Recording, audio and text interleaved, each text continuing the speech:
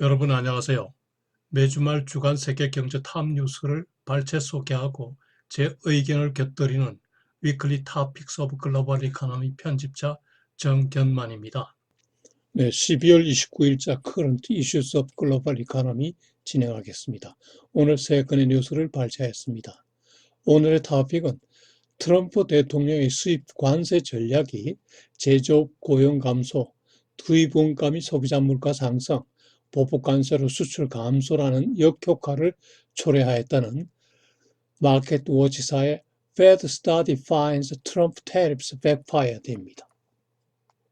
두 번째 뉴스는 중국 인민은행이 시중은행의 여신금리 자유화 조치를 취하였는데 종전에 중앙은행이 결정한 기준금리에서 이제는 시중은행의 주대출금리 프라임 레이트로 전환함으로써 연간 약 50조 원의 이자 비용을 경감하게 되었다는 블룸버그 뉴스의 China to Scrap Benchmark Lending Rate in Shift to New System입니다.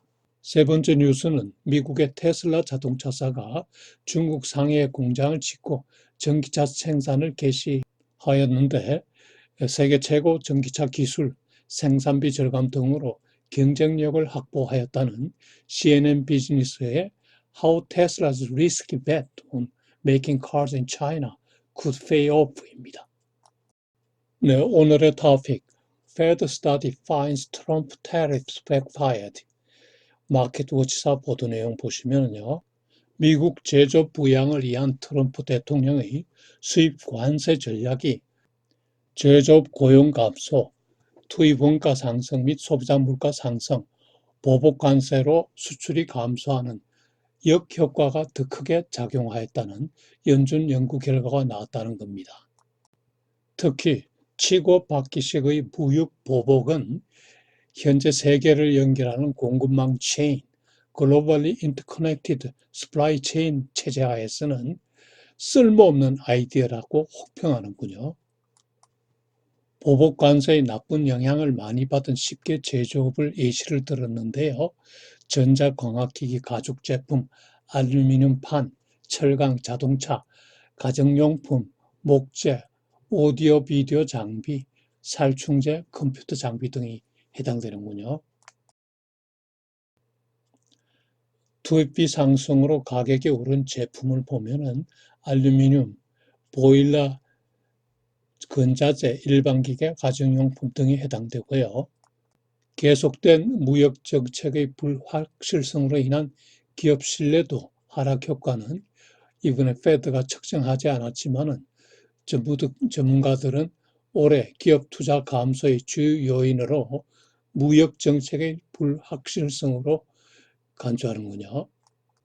무역 전쟁으로 인한 개별 기업들의 손실에 대해서는 페드가 측정하지 않았지만은 전문가들은 특히 미국의 반도체 및 전자업체들의 매출이 현저하게 감소하고 수입 관세로 인해 투입비가 상승함으로써 이익이 감소하고 또는 손실을 보였다고 기업 CEO들이 불만을 토로하는군요. 그 대표적인 사례로 세계 최고의 중장비 업체인 캐터필러사를 예를 들었는데요.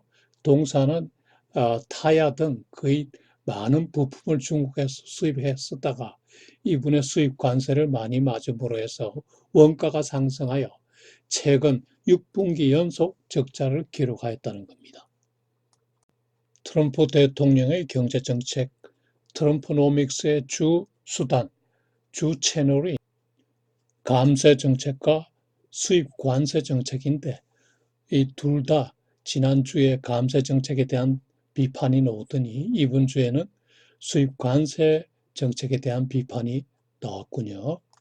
제가 트럼프노믹스에 대해서 단기적으로는 긍정적 효과가 있지만은 장기적으로는 부정적 효과가 크게 나타날 것이라고 늘 말해왔는데 트럼프노믹스 시행한 지 2년 되는 시점에서 비판적 의견이 많이 쏟아지는군요. 네, 오늘 두 번째 뉴스. China to scrap benchmark lending rate in shift to new system. 블룸버그 뉴스 보시죠. 중국인민은행이 시중은행의 여신금리 자야 조치를 시행했는데요.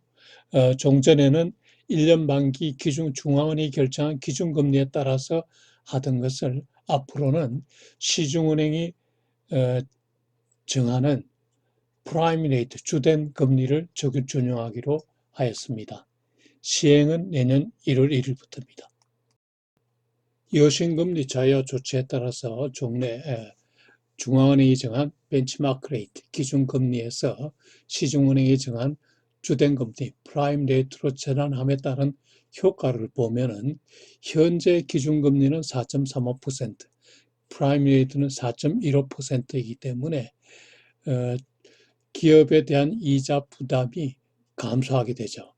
따라서 경기 부양 효과를 갖게 되는데 계산을 해보면은 0.2%포인트 감소를 152조 위엔의 대출에 대한 이자를 계산하면은 우리 돈으로 약 50조 원의 연간 이자 감소가 되는군요. 참고로 한국은 1988년부터 약 5년에 걸쳐서 단계적으로 여신 및 수신금리 자유화를 하였고요. 중국은 지금 이제 여신금리 자유화 조치를 시행했고 수신금리 자유화는 아직 시행하지 않고 있습니다. 중국인민은행은 현재 경기 침체에 대응하면서 점진적 금융 시스템 개선을 해나가고 있는데요. 그 과제로는 대개방 확대 그리고 이번에 시행한 금리 자유화 등 시장 친화적 정책이 되겠고요. 이를 통해서 금융 시스템 안정 속에 부실 대출 감축 노력을 하고 또 이로써 기업의 금융 비용을 줄이는 노력을 해야 된다는 거죠. 한편 상업은행들은 이번 금리의 자유화 조치로 오히려 금리 마진이 축소되어 경영 여건이 악화되었습니다. 특히 소규모 은행들의 경영 여건이 나쁜 상태에서 상당히 불리한 조건이 되었죠. 상업은행들의 주금리, 프라임 레이트 결정 구조를 보면요. 18개 상업은행의 주 거래선에 대한 1년 만기 여신금리를 근거로 하고 은행들은 매월 동금리를 인민은행의 중기대출금리와의 차이, 스프레드를 인민은행에 보고하는 그로서 금리가 프라임 레이트가 결정되는 그런 구조를 갖고 있습니다. 네, 오늘 세 번째 뉴스. How Tesla's risky bet on making cars in China could pay off. CNN 비즈니스 뉴스 보시죠. 네, 테슬라 자동차사가 미중 무역 전쟁 등 여러 난관을 돌파하고 중국 상해에서 전기차 생산을 개시하게 되었다는 겁니다. 현재 중국 내 자동차 업체들이 판매량 감소 등으로 어려움을 겪고 있기 때문에 이번에 새로운 테슬라 강자의 등장으로 적자 생존 게임을 벌여야 한다고 하는군요. 테슬라의 강점으로는 현재 세계 최고의 전기차 전문 회사라는 점, 외국계 라이벌보다 중국에서 전기차를 먼저 생산한다는 점, 그리고 이번에 증공한 상해 공장이 생산비 및 운송비 절감이 가능하다는 점, 그리고 중국 정부로부터 보조금 및 세금 감면 혜택을 이번에 받았다는 점, 여기다가 생존 게임의 강자인 앨런 머스크의 CEO의 역할이 기대된다는 점을 드는군요. 현재 중국 자동차 산업계는 작년 하반기부터 17개월째 판매량이 감소하는 등 큰 전환점에 처해 있는데요. 작년에 2018년에 그 전년 대비 3% 판매 감소. 이 연간으로는 1990년 이래 첫 번째로 감소가 되고요. 올해는 작년보다 또 8% 정도 감소할 것으로 전망하는군요. 내년에는 2% 판매량 감소로 감소폭은 상당히 줄어드는군요. 판매량 감소의 주 요인을 보면은 개인 및 기업의 부채가 급증하였다는 점, 미국과 중국 간의 무역 전쟁이 강화되고 그리고 정부의 전기차에 대한 보조금이 대폭 감소되었기 때문입니다. 한편 또 돼지고기 파동 등으로 가처분 소득이 감소했다는 점도 드는군요. 테슬라의 중국 시장 진출 전략을 보면은 2014년에 벌써 중국 판매를 시작했는데 당시 일론 머스크가 첫 고객에게 직접 차 열쇠를 전달하였다고 하는군요.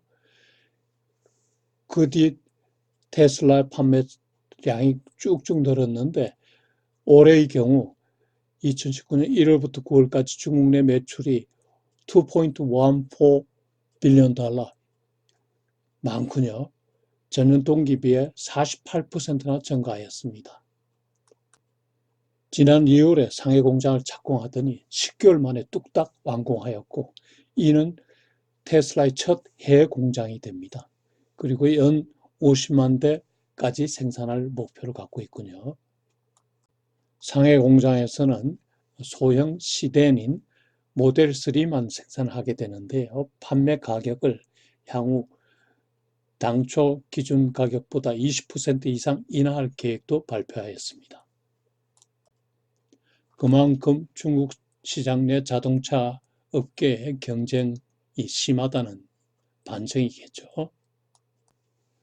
중국 정부는 2025년까지 중국 내 판매 차량의 20%를 전기차 또는 하이브리드 차로 충당할 계획을 갖고 있는데 중국의 신에너지 정책에 따른 수혜가 기대된다는군요.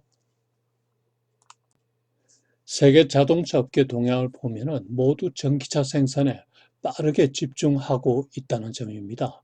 폭스바겐도 그렇고 폭스바겐 브랜드의 아우디, BMW도 그렇고 중국 내 니오라는 회사도 고급 전기차 생산 계획을 갖고 있군요. 중국 내 자동차 업계, 특히 전기차 생산 업체들 간에는 적자 생존 게임이 벌어지고 있습니다.